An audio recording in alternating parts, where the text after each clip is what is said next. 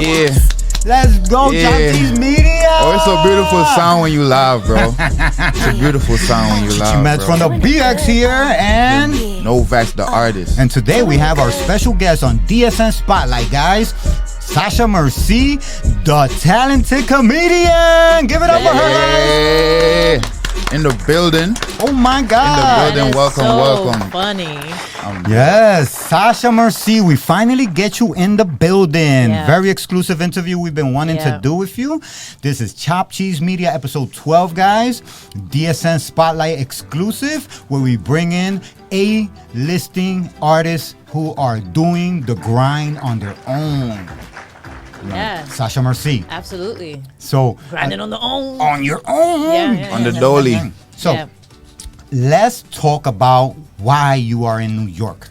Okay, so I'm in New York City because I was doing Mori Soñando. I co-produce it with my best friend. Mori Soñando, what is that? I'm going to explain. Ooh. But it's a comedy show. Is the Latinx Def Jam comedy. What? That's what we're making it. We're Oh making my it. God. Okay. So up. it's definitely like, so I came out here to co-produce Mori Soñando with my best friend, Gloredis Mora. Oh, because you already know shouts to Dominicans got weird names. Yeah, they always got And- these unpronounceable names. Yes. What's going on? So, Mori Soñando, if you translate it, it's called die dreaming. Wow. Right? So you either live your dreams or you die dreaming it. You feel me? Like, I like that idea. wow. You know what I'm I saying? never I like thought that about idea. the intricacy of that. but in reality, it's just orange juice and milk. Is a Oh, you're talking Dominican about the drink. soft drink. Yeah, the no, soft of drink. course. Yeah, Like, that's what it. Yeah, that's what it's yes. called. And I That's remember. dope, though. But it's good that you transitioned that into a meaningful movement that empowers not just the Dominicans, but just the entire Latinx community. Well, I'm gonna crazy. be honest. All I care about is really like putting Caribbeans and Black and Brown people on the map. Like that's all I care Well- because the reality is like The reality is that everybody else already has it good. yeah. I mean, pretty much. And like I've been in the industry. I've been in Los Angeles. I've seen what it's like. Like bringing us together is all that matters. And like when I think about comedy, I think about Def Jam. Right? Like growing up, yeah. like I would look at Def Jam, see who's an up and coming artist and all. I mean, stand up comics, and when I think about like Bernie Mac and Chris Tucker and Martin. I was going to all of ask them. you, who's your favorite comedian from back then? It was from back then. Yeah. Not no new wave. Okay, so obviously Dave Chappelle, right? Wow. Obviously Okay, Dave we're gonna Chappelle. say wave. right, Shake my right, hand, right. shake my Yeah, hand. yeah, yeah. Thank you. But my favorite comedians Yeah, growing up with my brothers. Oh, Wow. That's a good one. That's a good one. that's Jimmy. a good one. Okay. No, so they're the ones who really put me onto comedy. So Yeah. like I really saw comedy through their lens, really. So they were the ones who introduced it to me. And Oh, thank you. the reason why I was able to like to go into comedy is because the way my brothers talk, it was always like they didn't realize that, but they will always talk like a punch, like they'll always have a punchline for just no reason. They'll just be talking and be telling you a story, and you're like, "Yo, tell me more."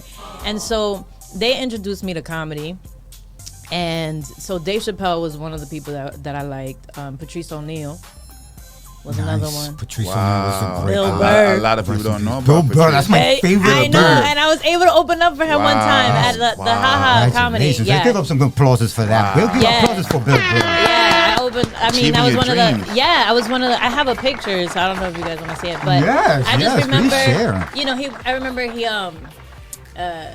I was in the green room with him. And his whole entire set is about like women, and like he's like, yeah. you know what's His wrong with wife.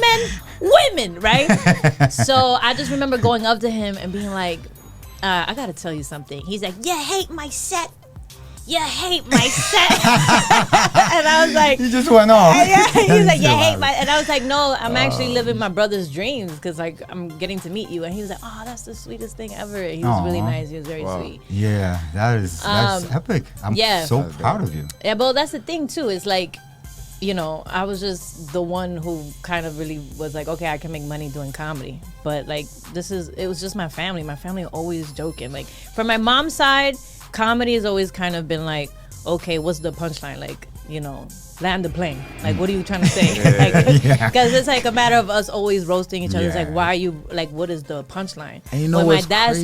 my dad's side is how you say it. So it's not like the punchline is like, oh, like it's more animated. But what were you gonna say? You know what's crazy? I hear the very distinct similarity between the both of y'all. Y'all definitely brothers and sisters. Yeah, no, that's a definitely. fact. The way, no, let's talk about it. The way you set up your lines, everything is like a piece of like a crunch. You know, like when you eating that little food and it's like every little chew is like a crunch. Yeah. You're like, It feels like this is that. exciting. Like I know this guy for a long time, and his jokes just come naturally. It's just natural to I him. feel I hear the same. It's natural. But I gotta write my stuff. I gotta write my stuff. I gotta write. I mean, no, it comes natural. Because I know, too. Hold on, you didn't just write that. No, I didn't write it. I That's didn't what I'm write this. Right, exactly. I didn't write this, That's what but I'm it's just like there's an element that comes natural, but it's also the element of like when you're writing and you have to do a set and you have to feel comfortable. Like I really have to write it. But I just feel like once he hit, like I feel like sometimes when I'm around Chi, I just want to like hold the camera and just let him go, and I'll be like, this is just gold right here. This is just gold right here. But yeah, so I learned like comedy through like my brother's eyes, like both of them. That's valid. Thank you. Yeah. Well, let's give up a round of applause. A round of applause for Yeah. observations. That's crazy that you could inspire without noticing. Yeah. You know. So when it comes to that, I always like to I always tell Novaks like it's easier to find what works for you than to try to make people fit into your cookie mold of what you think works. Right. And you are a great example of this. You are an artist who has been inducted into schools like the Celia Cruz Music Institute. You've been singing the Whitney Houston's "I Will Always Love You," the theme for The Bodyguard, and you've nailed every note since you were like 9 years old. So when did you think that it was time for you to surrender one dream, hang it up, and then start on another? No, because wait, that the craziest thing was that if you didn't do that, you would never be here today. That's true. So it was like you knew when to stop eating. You see what I'm getting? The references. I'm not eating right now. No, I'm kidding. No, Oh my god. I gave up. What was the point that made you like, okay, I'm not doing no more music? I mean, because that's a tough thing to like. I was very stubborn for a while because I really wanted to be a singer. Like I wanted to be like Rihanna, the next Whitney Houston. Like I really wanted to do that. And then I feel like with the music industry, they wanted you to be like the next best thing, which is, this is the song that's number one. We want you to copy that. And the problem with that is like if you actually look, no number one hit song sounds like another. So why are you telling me to sound like cookie mold? Like why are you telling me that when in reality I'm sorry, Justin Bieber, I'm sorry, doesn't sound anything like an Adele song, or doesn't sound anything like an Ice Spice song, like or a Weeknd song. So you look at all these people that like Taylor Swift doesn't sound like Ice Spice, or like you know what I'm saying? Like it's just the breakout artist. They want an imitation of what's already which there. is interesting because it's like that is not. If you look at number one songs in the chart, they are all different, and number one artists are all different. So it was just like I was getting frustrated with that, so I kind of like took a break. But since I was a kid, I always wanted to be a singer, but people kept telling me I was funny, and I was like, I'm not a clown. All right, all right. I didn't come here to make you laugh. Insulting. Yeah, it was very insulting. Like it was. Yeah, I'm like, look. Listen to me. Listen to my voice. And they're like, no, we'd rather hear you talk. And so, like, even though I can sing and I She's use it, extremely talented with the but singing. I just kind of like now it's more of a backdrop of it, and like I'm thinking about in the future, like doing like a monthly show either in California or New York City where I'm meshing the two, where I'm performing and kind of like. You know where I seen potential when you did that song, that funny song, that Christmas song? I don't know if anybody's ever heard this, but guys, jump on the Apple Music, Google Music, and look for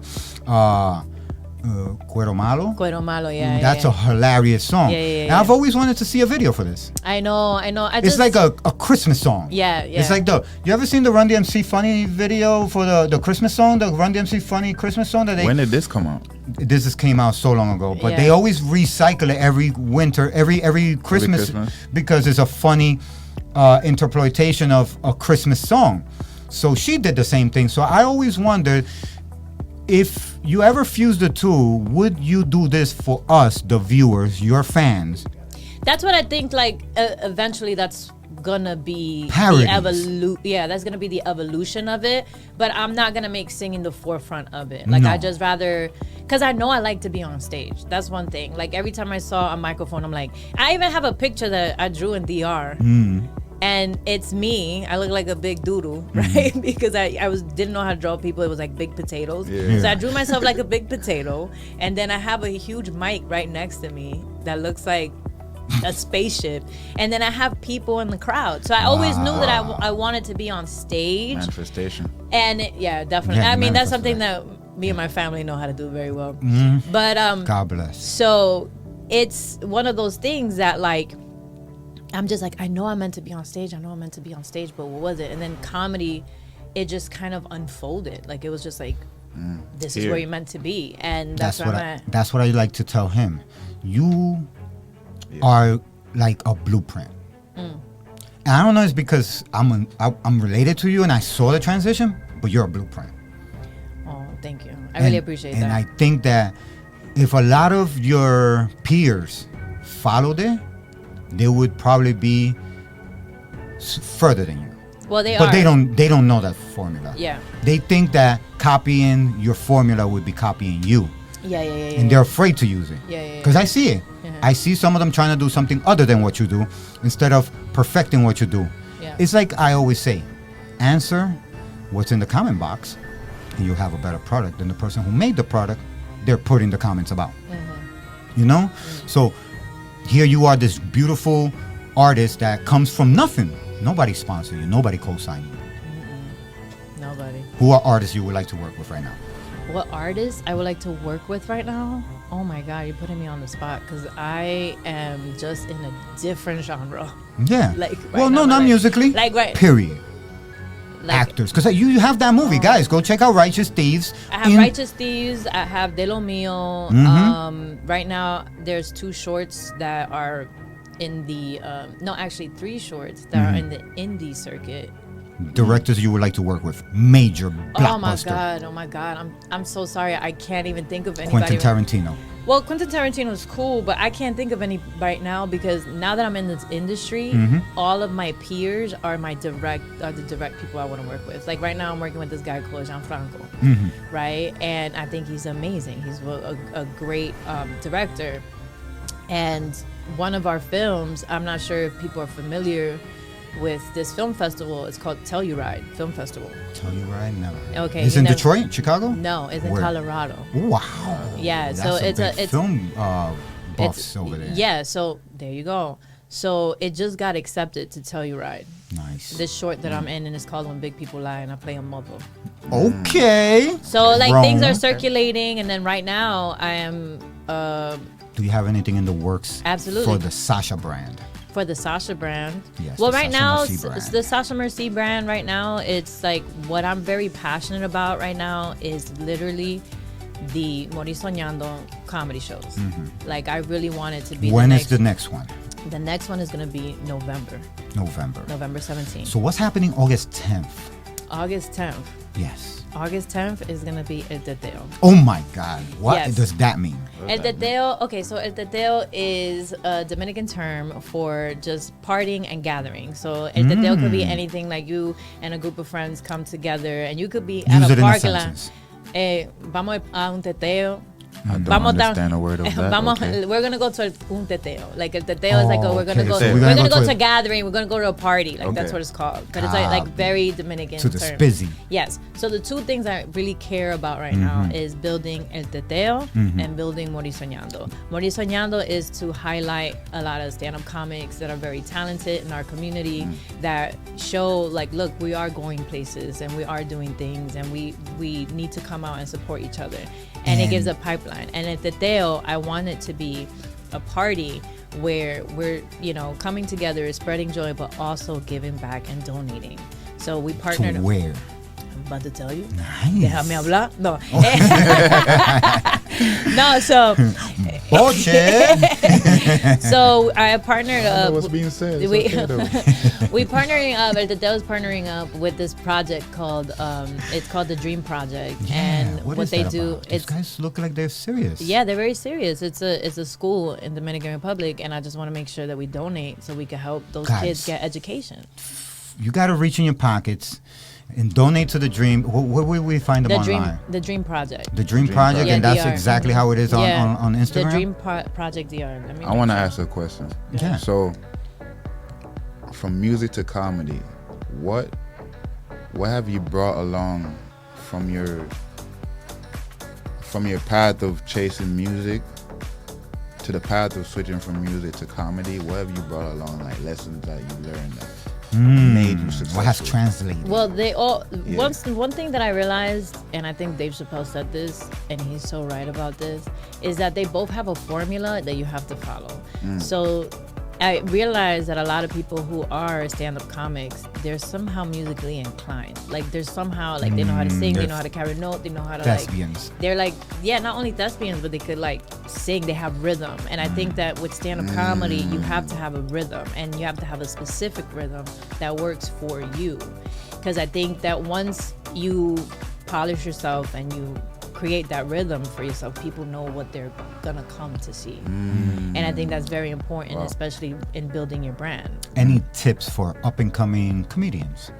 It's gonna take you 7 years to find yourself. I don't care. I mean, you could write, you could be like a great writer, you could, surpass a lot of people and get in the rooms, but to really, I think the biggest danger is, and I feel like there's a part of me that kind of experienced that a little bit, and it's not so much of a danger, but it could be paralyzing, is getting to a place of fame when you don't know who you are.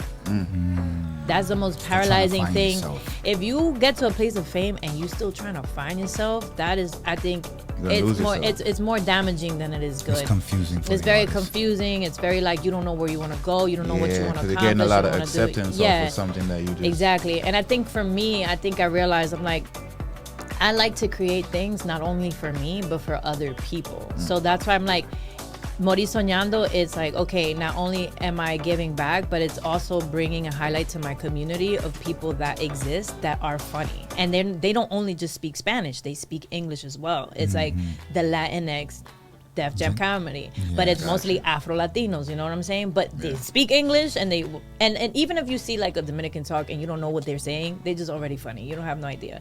And then for El Teteo, it's like, sometimes we're always trying to figure out how to give back, and it's just kind of like, okay, you could party and give back at the same time. Copy. Well, you're killing two birds in one stone, or like you're doing two things. You're having a good time and you're helping giving someone back at the same time. Yeah. And that's all I want to do, is I want to align myself with things that somehow funnel back to the community and somehow we push forward, because I'm just tired of. I almost sold 3 shows, and I'm not even talking about like. I'm not talking about like. I'm literally talking about being in big rooms with big people. And the thing that I always get is, this sounds great, but we don't know what to do with it. So it's like a form of gaslighting, like, oh, you're not, like, you're nobody kind of thing. And that's what they make you feel, like these executives in the room. And so it's a matter of taking things in your own hand. And I understand that there's a lot of people who have millions of followers and they build a name for themselves. But even looking at them and seeing where they come from, the same place as me, how hard it is for them to even get something greenlit. Yeah, it is difficult. That's why we have to come together. Yeah. That's the only way. Like, that's the only way. So who do you have lined up for Teteo? Is there a lineup of people? No, it's just gonna be a party. It's just a giant party. I just want people to come out. Honestly, Nice. It's like a way Is to there like. an entrance fee? There is an entrance fee. It's $20. Nice. And That's the not- entrance, that's yeah, comfortable. and that part of the proceeds go back to like kids. So it's a donation kind of. It's like a donation. And we have the DJ Party with Rami, who she's super dope. Super huge. Yeah. So this is shouts to Party with yeah, Rami. so she's great. So I'm just having like a great time, like just doing things, but like it just don't sit right in my spirit if I'm not giving back. And I understand the times are hard, but I'm like, how do we do 2 things at once?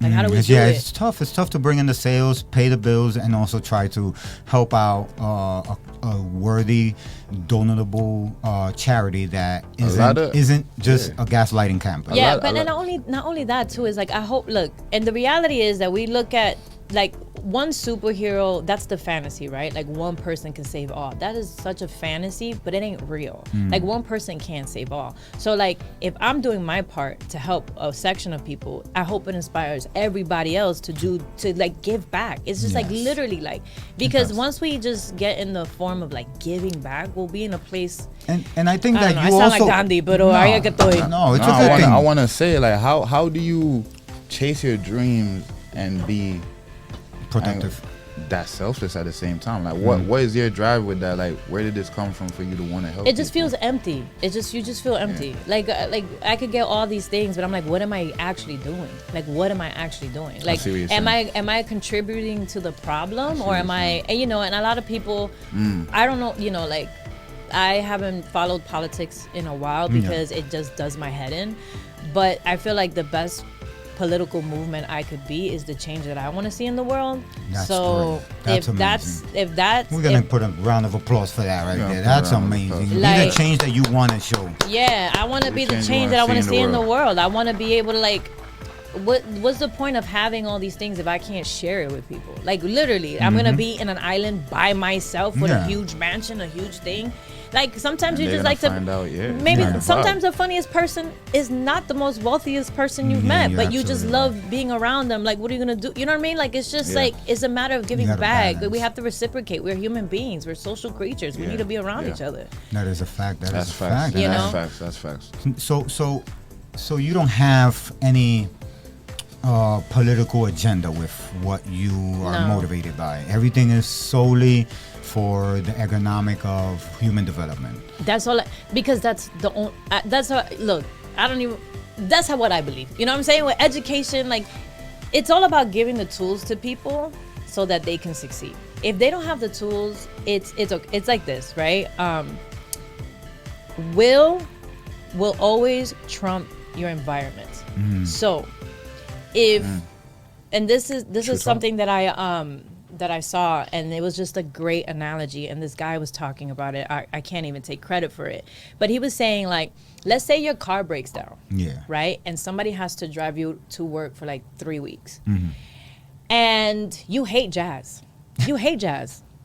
but the person that's driving the car plays jazz every single day that they drive you. After a while, you're gonna start tapping your toes. Yeah, you're right. After a while, you're gonna start tapping your toes. So the real change is if you either are provided with the tools in your environment to grow, or if you leave your environment. But if you're in an environment that is only, you were taught a certain way, you're gonna be a certain way. And it makes it easier for people to be like, well, that's how they are. But it's like, they never had the tools. Yeah, you're absolutely correct. I never had the tools. How could you know you're talented at something you haven't tried? Yeah, and that's the thing. It's like, I've been fortunate enough to, like, we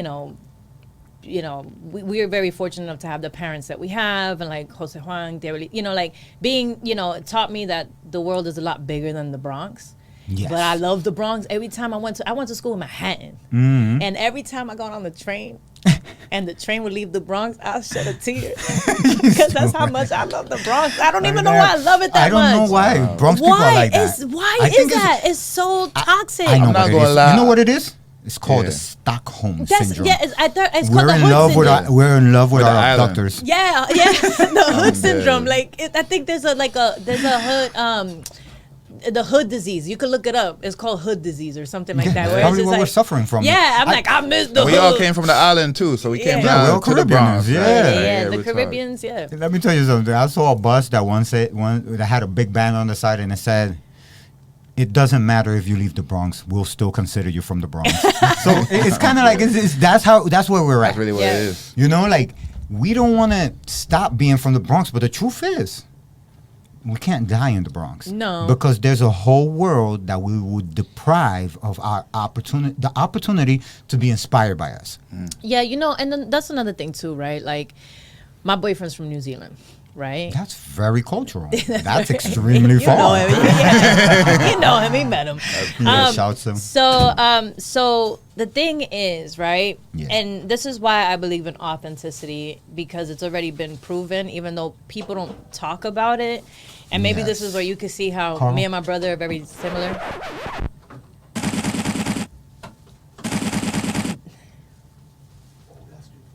Yeah, man. We can totally hear everything you were just doing right now. Nah, it's all good. You call Damien and speak with Damien. He was the one who authorized all of this. We followed Damien's instructions. What did he say? Authorized. What did he want? I know. Speak to him. I just work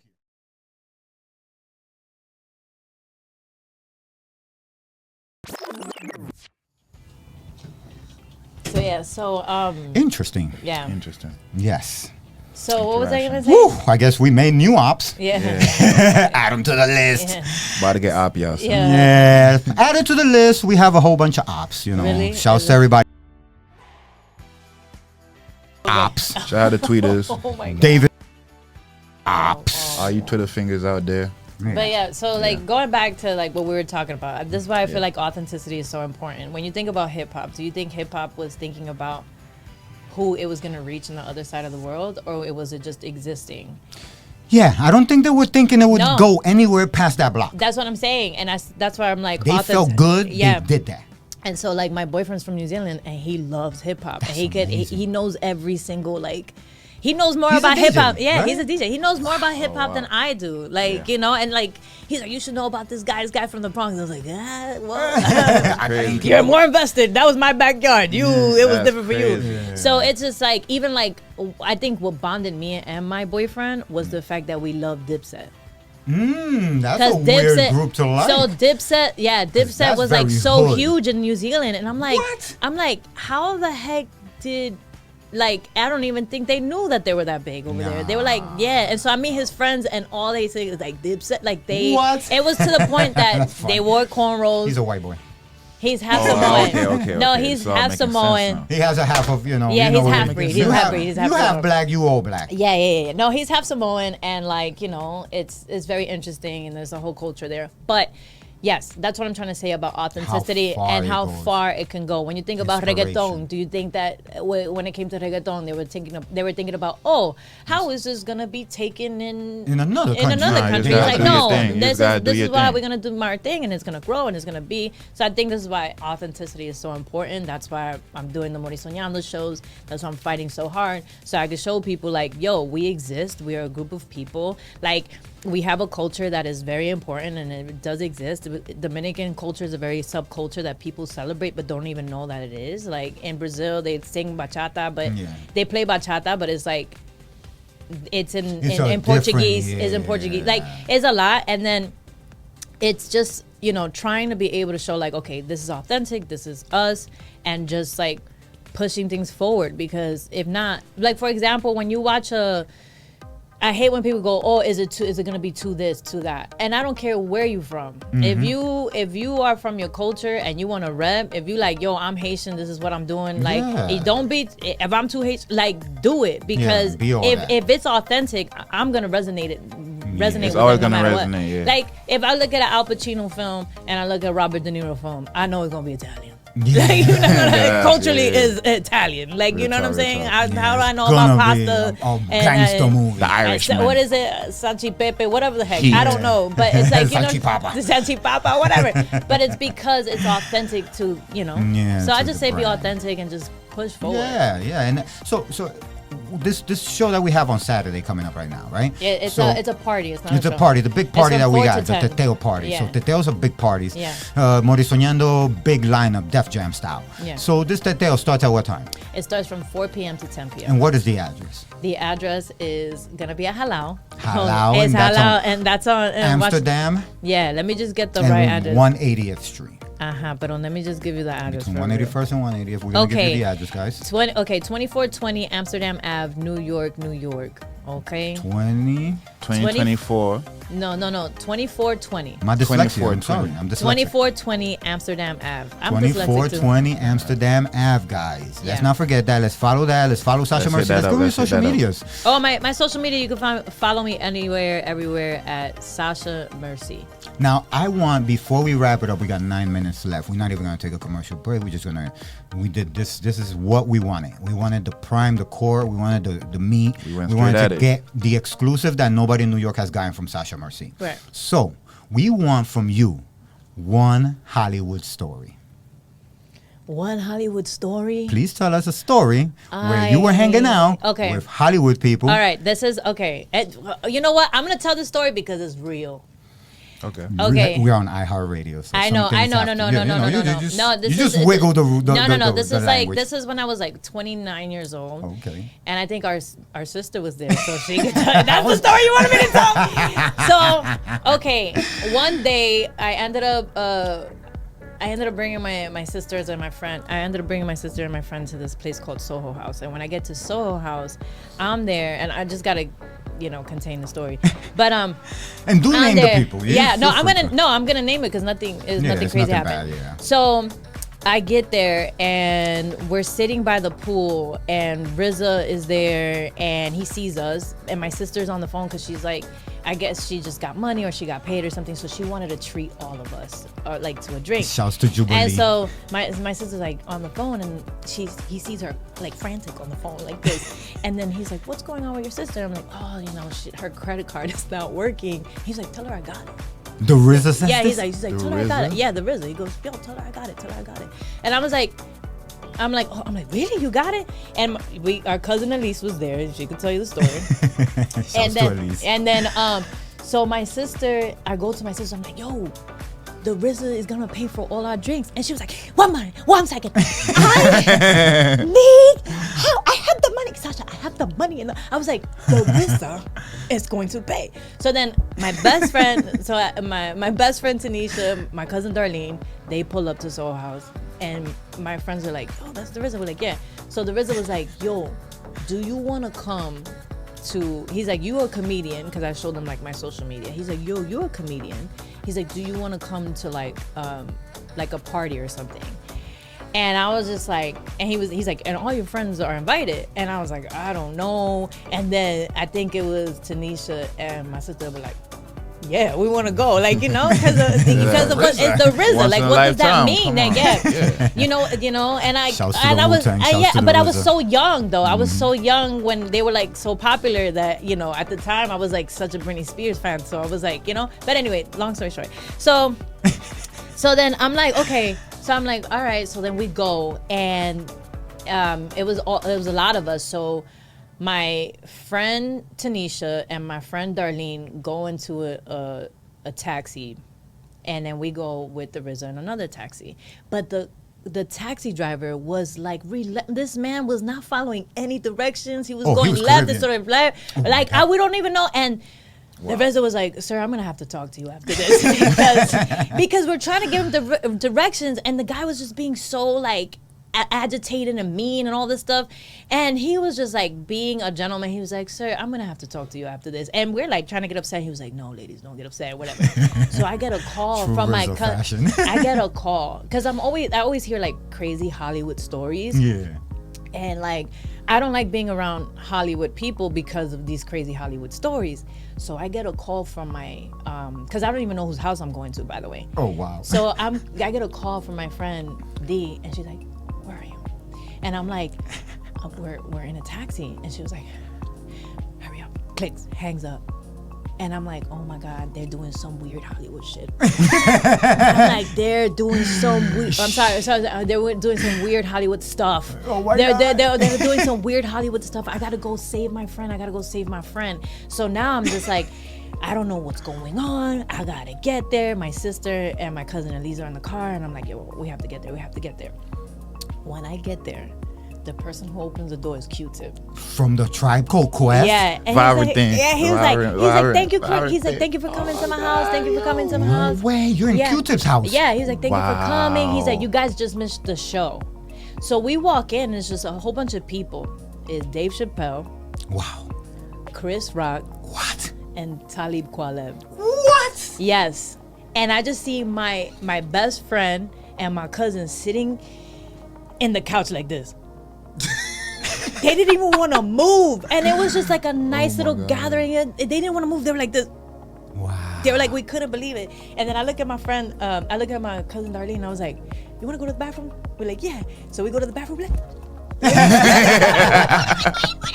That's crazy. and I just remember Surreal. introducing myself, and I think it was like, I'm introducing myself to like Dave Chappelle, and I'm like, hi, my name is Sasha Merci. He's like, yes, and my name is Chris Rock, right? And then Chris Rock standing right next to him. yeah, he's standing right next to him. And he was like, and I'm like, nice to meet you. What's your name? Because now I'm like shaking Chris Rock's hand. He was like, my name is I'm like, well, nice to meet you. And then I shook Talib Kweli's hand, and I was like, hi, my name is Sasha Merci. He's like, and I'm Dave Chappelle. I'm like, well, nice. He's like, and I'm Dave Chappelle. I was like, well, nice to meet you, Dave Chappelle. That's like, crazy. it was just like it was just like, It was casual. it was such a casual thing. And then it was just, it was insane, because then you hear the RZA talking about how, you know, the Wu-Tang Clan started, and like how, you know, he took his knowledge from like the streets and like really applied it to create a business, and it was just an amazing night. Like, Man, that's amazing. That's why, give it up. an Let's give a big inspiring warming Yeah. applause to all those people who were there that day. because they could prove it. There's 5 people that could prove my story. Like, that all crazy. happens. Great. Yeah, That's it was. Dave Chappelle. Wow, that's Yeah. Talk and about you full know, circle. Yeah. This is where I say that serendipitous moments are indicators that you're on the right path. Oh, I appreciate it. You understand? Because Yeah. here you are in front of these elites, and the guy who's probably talking you up, which you didn't know, was the RZA. Yeah. Like, you gotta, she showed me her Instagram, Yeah, she's he popping. did. He was like, oh, you should, you know. Like, So shouts to the RZA Wu-Tang. Yeah. And That that was was a while Wu-Tang. ago. I don't even know if he remembers OD. me, but it was like, got I to was work with him. 29. I was 29 years old, I think. Wow. I was like 29. It was before Dave Chappelle's Departure for the the first. Africa? When he went to no. Africa? It was no. right It was before that his first special on Netflix. Oh, just when he came back. That's during what they that were. first That's what they were comeback. trying out in that room Wow. with people. They were trying out that material, and I think, it was interesting. That's dope. Yeah, and then I remember me and my sister come home and we tell them, and they're like, yo, y'all got it because y'all girls. I'm so jealous. They're like, y'all got it because y'all girls. Oh, you We're like, say that, yo, yeah. girls don't have to buy a No, but- Lamborghini, but they'll sit in one day Nah, real fast, much I faster know. than we It's will. like, I'm like, it was so like there was man. so many people there that it was such a good vibe. It was not no weird Hollywood stuff. It was dope. That's it. That's Yeah. So, well, It was a wholesome story that I could always say and We have. want to thank you for coming Thank on you so board, much. for giving us the It exclusive. was mad information. I didn't even say much. I was just like Yo, this, taking. Because we're related, and you see when he talked to I can't involve Yeah, myself. with I me, just sit when back I'm here. in, I'm in. that's But why- that was great though. Watching Yeah, that, and we that was great. appreciate it. I thank you for taking time out for me because, just because we're related doesn't mean that the junctures We're are going to be obligated there to or each things other. are obligated to happen. each other. But I wanted to build up the rapport to a height where I can meet you halfway, because to close the gap, you want to be as much as you want to be, but people have to try to catch up to close the gap. Yeah. They can't expect you to stop producing Or so come you down. could catch up to them. I mean, Yeah. the only Or way dumb it down to the catch only up. way we're gonna get forward as family or friends or whatever, or as a community, is literally pushing each other and closing the gap. That's the only Closing way. the gap is important. It's the only way. Well, Sasha Merci, thank you for coming on board. We appreciate you at the Matrix Studio And we know what Spotlight. this episode is called. Close the Gap, episode Closing 12. the gap. Oh, I like Sasha that. Merci, Closing the closing the gap. gap. I Great love that. advice. Sasha We Merci. appreciate you. Send everybody to your show on the Teteo. So El Teteo is a party. It's 4 p.m. It starts at 4 p.m. It's on Saturday, 4 p.m. to 10 p.m. So like you start the party early, and if you want to continue partying the whole day, you can somewhere else. And again, it's about giving back, and I'm just grateful to be here. And it's just I'm just very grateful to be here. Any movies coming up? I have a couple shorts. Coming up, copy. But the thing is that I'm doing right now is a play. So in September and October. The play, where's that? It's called La Egoísta. La Egoísta, and that's gonna be from when to when? It's gonna be in Philly, the Philadelphia Theater, and it's gonna be from you definitely should pop up. August 9th. August 9th. Till August 20th. August 20th. So and August honestly, 9th to the 20th, guys. Play in the Philly Theater. Let's manifest it to go to Broadway, baby. Broadway all the way. Yes, Broadway we all will. the way. I got people you need to talk to that will get you there. Off Broadway, we want on Broadway. That's what we're working towards, guys, baby. Chop Cheese Media. I am your faithful host, Chichi Meds from the BX. And I'm your second most favorite host, Novax the artist, and we got Sasha Merci. And we are the Matrix Studios DSN Spotlight Chop Cheese Media. Episode 12, Closing the Gap. Bow. Take us away, Oscar.